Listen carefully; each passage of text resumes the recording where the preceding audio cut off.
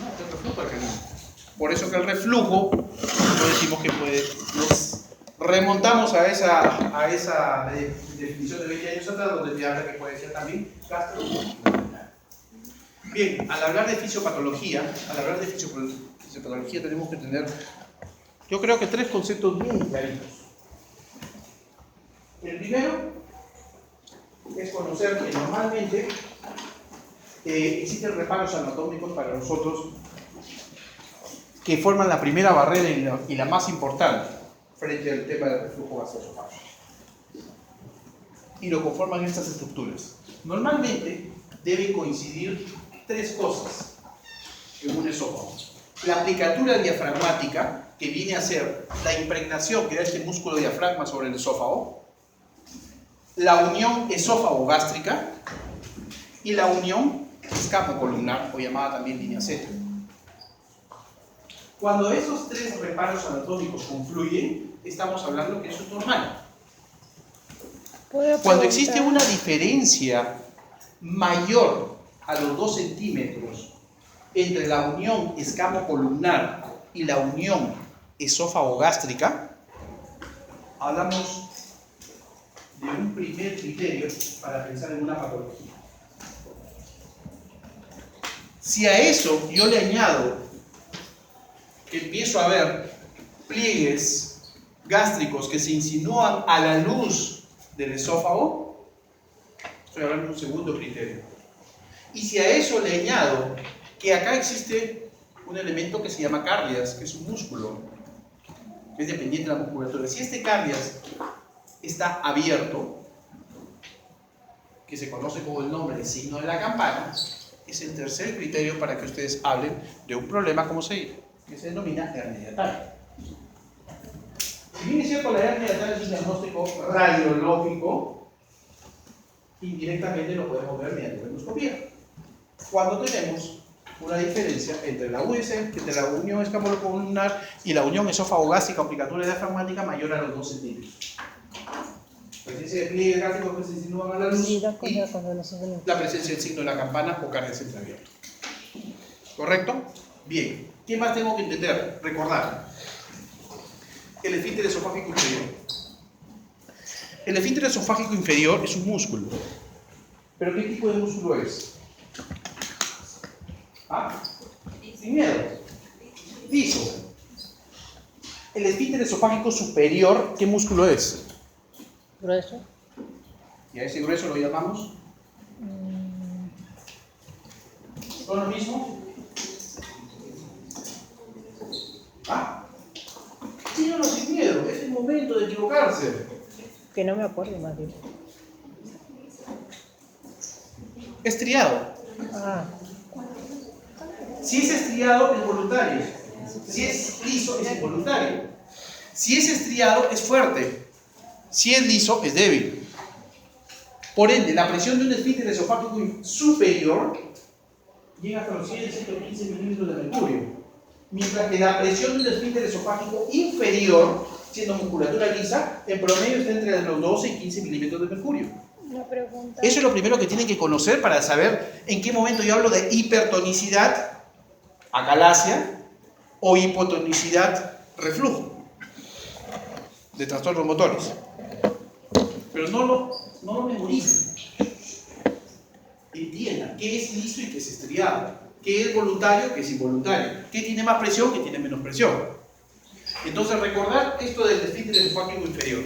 Y lo otro, el famoso ángulo de His, que lo forman el fondo con la aplicatura diafragmática, que normalmente tiene que ser de origen agudo, tiene que ser agudo. Disculpe, doctor, que me perdí antes de que viniera. Lo conversan con tus compañeros. Ya, así que hemos empezado. Cuando hablamos del reflujo gastroesofágico, son 3 barreras que les digo. De las 3 barreras, lo más importante es siempre el antirreflujo.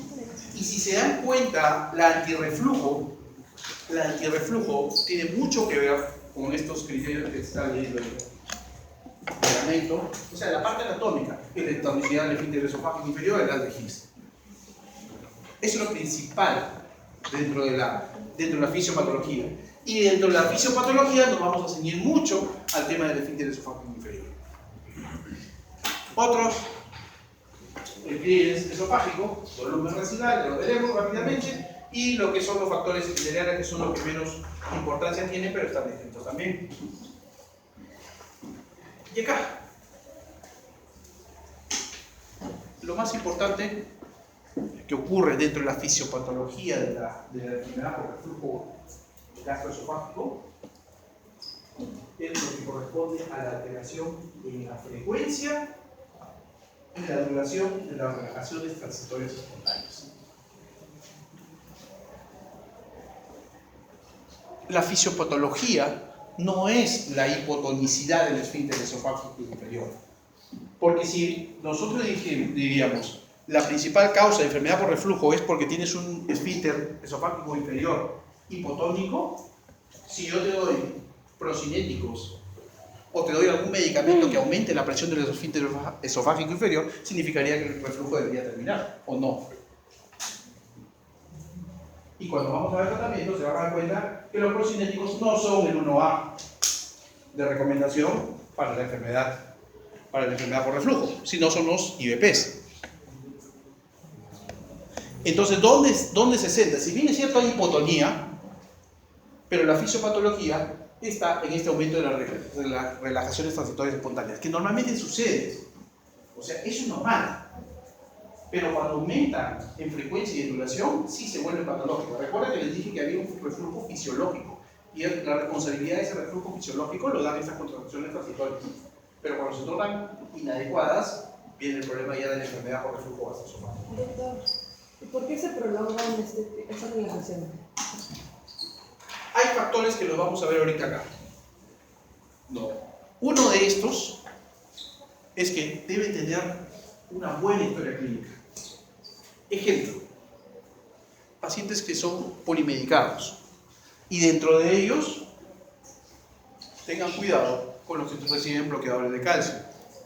Tengan cuidado con aquellos pacientes que toman sedantes, antidepresivos. Tengan cuidado con aquellos pacientes que reciben por un tratamiento hormonal, como es el tema de la progesterona. Entonces, hay factores asociados a medicamentos. Hay factores asociados al sobrepeso, al aumento de la distensión, al aumento de la presión intraabdominal. El aumento de la presión intraabdominal lo considera el sobrepeso. El sobrepeso hace que la presión aumente y le gane a la presión intratorácica. Y con eso conlleve también a una disfunción de estas relajaciones. Lo de que es la hernia hiatal, la comprobación de la hernia hiatal, como les dije, es esta diferencial de más de 2 centímetros entre una aplicatura o unión esófago-gástrica, escamo columnar y esófago-gástrica de más de 2 centímetros. Presencia de pliegues, estamos hablando de hernia hiatal. Sin embargo, la hernia hiatal es un diagnóstico radiológico, debería ser comprobada radiológicamente, porque existen tres tipos de hernias hiatales. Por deslizamiento tipo 1, que son las más frecuentes de lejos, las tipo 2, que son las parahiatales, menos frecuentes, y las tipo 3, que son las mixtas. ¿Ya? En cada uno de ellos siempre se genera un espacio, un saco, donde va a existir retención de líquido, retención de contenido gástrico, y con ello fomentar el tema del reflujo. ¿Ven? Como ven ahí, como se ve claramente ahí, un carnes totalmente entreabierto. Esto es lo que se llama como signo de la campana. Esto lo vamos a poder ya leer ustedes de los primeros. Pliegues esofágico. El pliegue esofágico es dependiente de 2 cosas. Menos importante, menor volumen, pero es dependiente, ¿no?, de la peristalsis esofágica, que ese es el pliegue de volumen, y es dependiente de la producción de bicarbonato, que lo producen también las células esofágicas, las células epiteliales esofágicas y la saliva. Eso se llama clínico residual. Pero se necesita pues 7 mililitros de producción de bicarbonato para para hacer el buffer de 1 mililitro de contenido ácido. Por eso se llama residual, es poca su función, pero de todas maneras entender que el esófago sí también participa dentro del haciendo una capa protectora junto con la saliva. ya creando el clearance residual. Entonces son dos cosas, clearance de volumen y clearance residual. Clearance de volumen dependiente de la peristalsis, clearance residual dependiente de la producción de bicarbonato, por saliva o por esófago. ¿Sí? De los dos, de hecho, el más importante es el clearance de volumen. Sigamos. Sigamos. Bien. A manera de resumen de la fisiopatología, diremos que este clearance, que esta enfermedad por reflujo, se expresa clínicamente cuando existe este desbalance entre los factores predisponentes a la misma y los factores agresivos. Teniendo en cuenta que la disfunción del esfínter esofágico inferior es lo más importante. Clínica. Existen dos síntomas cardinales: pirosis y regurgitación. El 80% de la clínica se centra en esos dos síntomas: pirosis y regurgitación. Ojo, pueden haber otros, sí, como por ejemplo odinofagia, náusea, vómito, arcada. Y también puede haber compromiso de otros órganos. Si estamos hablando de que puede haber síndromes estresofágicos, tos crónica, erosiones dentales, entre otras. Si esto tiene un amplio espectro de síntomas, entonces también podemos decir que hay diagnósticos diferenciales. Si hay tos crónica, una mano controlada. Si hay dolor de pecho, dolor precordial, también con enfermedades cardiovasculares. Si hay epigastralgia, con enfermedades ulcerapépticas. Si hay dolor, pues, también con problemas de la vía biliar, etcétera, etcétera. Entonces, el espectro de las variaciones de diagnóstico depende mucho del órgano a que vayamos a bien. Al hablar de complicaciones de la enfermedad por reflujo, este es el momento que tiene que activarse y entender la parte de la complicación. ¿Qué es lo que sucede? Lo primero que sucede cuando existe el reflujo gastroesofágico. ¿Qué es lo primero que va a suceder? Ok, la acidez. Va a haber una lesión epitelial, correcto. O sea, producto, pero ojo, esta lesión epitelial endoscópicamente imperceptible, porque se genera una reacción inflamatoria. Porque la exposición a un contenido ácido o básico en el esófago, que es un órgano de paso de un alimento, va a generar un proceso inflamatorio. Esa inflamación se llama reflujo, la enfermedad por reflujo gastroesofágico. Pero cuando ese reflujo es persistente, el proceso inflamatorio, como en una gastritis que es crónica y persistente, ¿qué va a generar? Úlcera. Correcto. ¿Y la úlcera qué genera? ¿Cómo se expresa? Sangrado. Muy bien. Úlcera, sangrado. ¿Tiene complicaciones? Ustedes detectaron eso, entonces, inmediatamente, IBP a doble dosis. Mejora el cuadro. Pero sin embargo la causa persiste. Porque la causa puede ser una hernia tal, la causa puede ser por la obesidad, la causa puede ser por medicamentos, etc. Sin embargo, el estímulo persiste. ¿Qué pasa con esa úlcera? No. Puede cristalizarse. No. Antes de llegar a eso, ¿qué pasa con una úlcera que recibe IBPs? Sí, perfecto. No. ¿La úlcera va a estar de por vida así? No. ¿Qué pasa con la úlcera? Cicatriza. Para llegar a una cicatrización estamos hablando de un proceso de fibrosis. Esto de va a terminar. regeneración. Pero si el estímulo persiste y nosotros seguimos dando IBPs, un estímulo persistente a una fibrosis va a generar una fibrosis exagerada. ¿Como esas? Como es el queloide. Y si formamos una reacción exagerada, ¿a qué va a llevar? Una fibrosis intensa, ¿a qué puede llevar? Tibia. ¿Qué puede pasar con esa zona? ¿Qué pasa con si esa cicatriz es exuberante? Deja de funcionar. ¿Ah? Deja de funcionar, Correcto. se obstruye.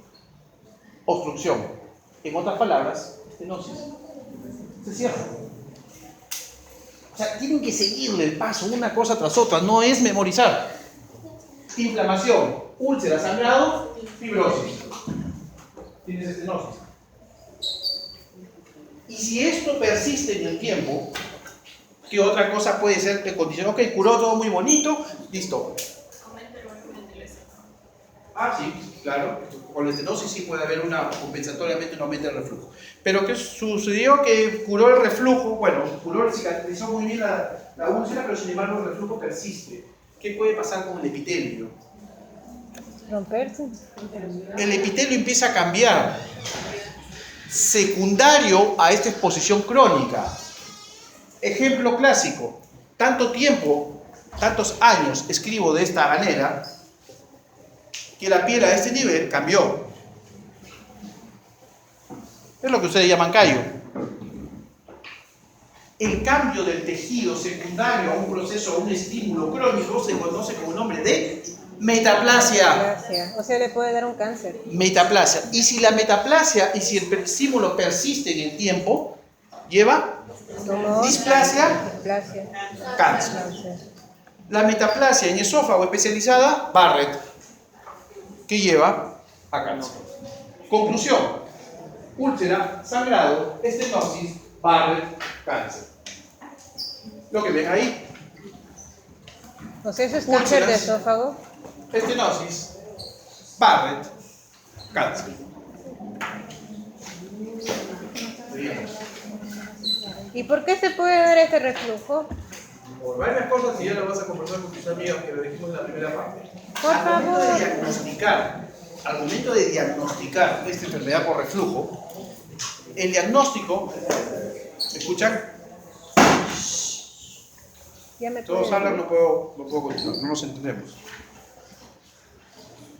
Cuando nosotros hablamos de... Me queda poco. Cuando nosotros hablamos de la clínica para el diagnóstico básicamente es clínico, elementalmente clínico. No es endoscópico, no es radiológico, no es estudio manométrico, es clínico. Y para eso hay una serie de cuestionarios como el GENTIU que he visto ahí. La endoscopía alta, ¿en qué caso reservo la endoscopía alta? La endoscopía alta solo se reserva en caso de signo de alarma. Y los signos de alarma básicamente son 3 o 4. Sangrado, consunción, anemia o disfagia. Cuando tengamos estos 4 signos de alarma, en cualquier momento de la vida, sean jóvenes o adultos mayores, se hace endoscopia. Si no, no. Si no, es tratar inmediatamente. Claro, si una vez que estamos tratando y los síntomas persisten, sí damos también en su identificación, desde la persistencia o a la recurrencia o a la refractariedad de los síntomas, hacer endoscopía, pero no es hacer endoscopía de primera intención. ¿Se considera parte del diagnóstico del test and treat? Es cierto. O sea, podemos dar pruebas terapéuticas, dando el IVP, mejora, excelente, se considera una prueba de diagnóstico.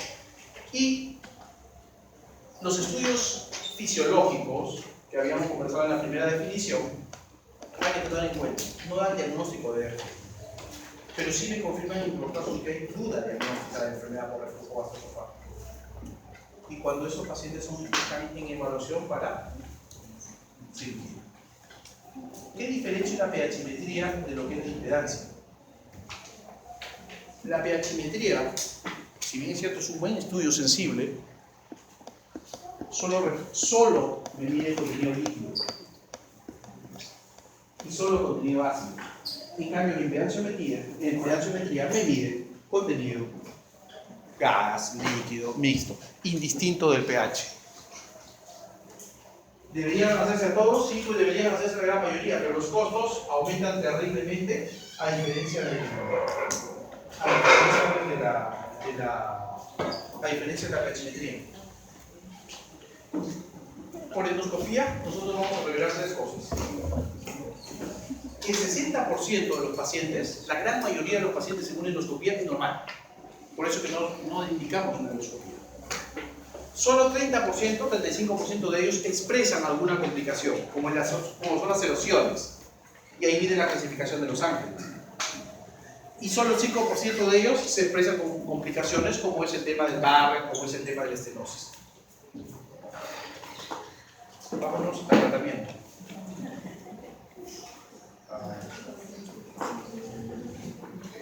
Diagnóstico, tratamiento. Ok. Tratamiento. Los IBPs. Grado de recomendación 1A.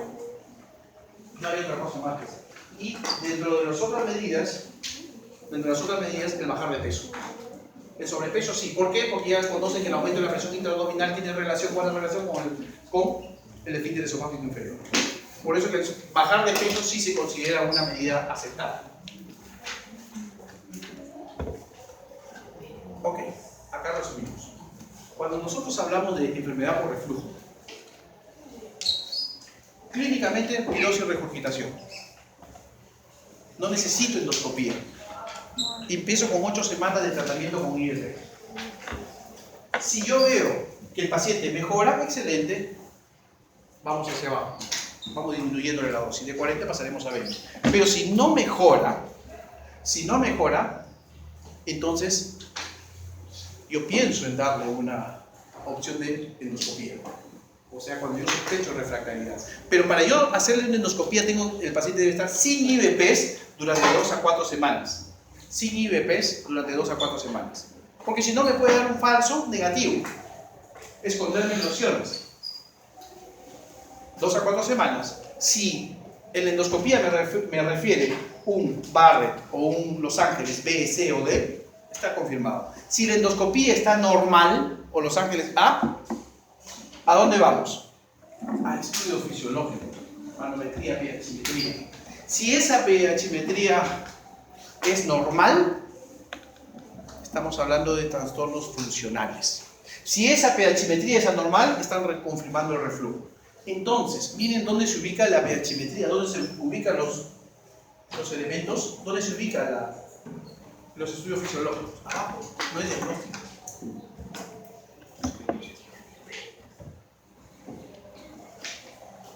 Al hablar de refractariedad, se nos van a ver 2 escenarios. El primer escenario, cuando hablamos de refractariedad, es un paciente que ya ha sido tratado con IBPs, pero no hemos hecho endoscopía ni nada. Estamos hablando del concepto de refractariedad. Refractariedad estamos hablando que después de haberle dado 8 semanas bien tomadas, siempre en ayunas, no mejora. Cuando sospechamos de refractariedad, nos decimos, lo primero que tenemos que hacer es optimizar el tratamiento. Siempre en ayunas, 2 veces al día, podemos darle hasta 2 veces al día. Si no mejora, ¿a qué nos vamos? A endoscopía. Porque recuerden que es un paciente que no le hemos hecho endoscopía. Pero tiene que estar sin IBP durante 2 a 4 semanas. Y se da la misma cascada de la anterior diapositiva. Si la endoscopía es anormal, tiene esofagitis Los Ángeles B, C o D o Barrett, ya está confirmado el diagnóstico. Si la endoscopía es normal, tiene que ir a un reflujo de monitoreo de pH-metría o manometría. Si esto es anormal, está confirmado. Si es normal, trastornos funcionales, pirosis funcional, por ejemplo. ¿Correcto? Ahora, ¿qué pasa si ya hemos hecho una endoscopía previa?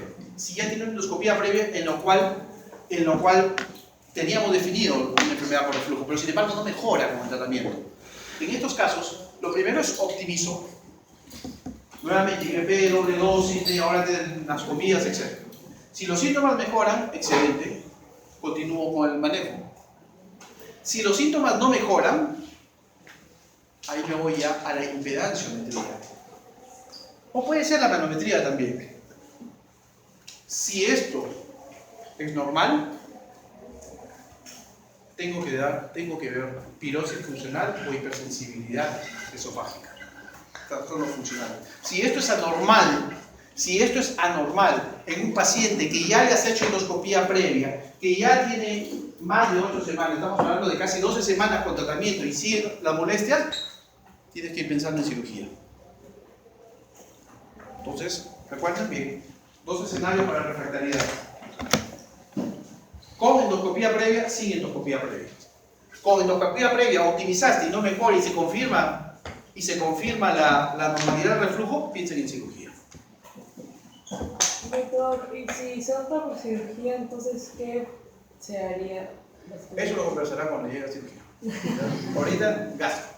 ¿Listo? Ahora, por último, dos últimas más. ¿Qué sucede en los casos de síntomas extraesofágicos? No habíamos hablado de eso. Muy bien. En síntomas extraesofágicos, ya, dos llaves. Síntomas extraesofágicos con reflujo. Síntomas extraesofágicos puros. O sea, paciente que viene con tos crónica más pirosis y regurgitación. ¿Qué le hago? Siempre IVP a doble dosis. Siempre. No a monodosis como es una enfermedad por reflujo puro. Siempre a doble dosis y ya no 8 semanas. 12 semanas de tratamiento. Si los síntomas mejoran, excelente. Bajas a monodosis y continúan. Si los síntomas no mejoran, ya vamos a ver. Si los síntomas no mejoran, ¿qué es lo que sigue? PH-metría, manometría, o sea, estudios de monitoreo de reflujo. ¿Y qué sucede si los síntomas solo son extraesofágicos? Viene por síntomas extraesofágicos solos, puros. Estamos hablando de los casos de síndrome extraesofágico. Este paciente debe ir a monitoreo, directo. Síntomas extraesofágicos puros, nada esofágico. Si el reflujo nuevamente es anormal, lo manejan como reflujo. Y si es normal, consideren o le vamos a impedancio para verificar otro tipo de reflujo, o no es nada que ver con el reflujo, el problema que tiene en las cuerdas vocales, en la tos crónica, etc. Resumimos. Endoscopía solo si hay síntomas de alarma. ¿Ok? Si hay síntomas de alarma, endoscopía. Sangrado, baja de peso, disfagia o anemia. Si no hay, 8 semanas de tratamiento, monodosis. Si responde, excelente. Si no responde, vamos a endoscopía. Si la endoscopía es anormal, listo, tratémoslo como los ángeles que salga. Si es normal, siguiente paso, ¿tiene o no síntomas extraesofágicos? Porque si tiene síntomas extraesofágicos, tienen que también referirlo con el especialista que le toque, otorrino, neumo, no lo sé. Si no tiene síntomas extraesofágicos, ya saben que tenemos que hacer medición de pH.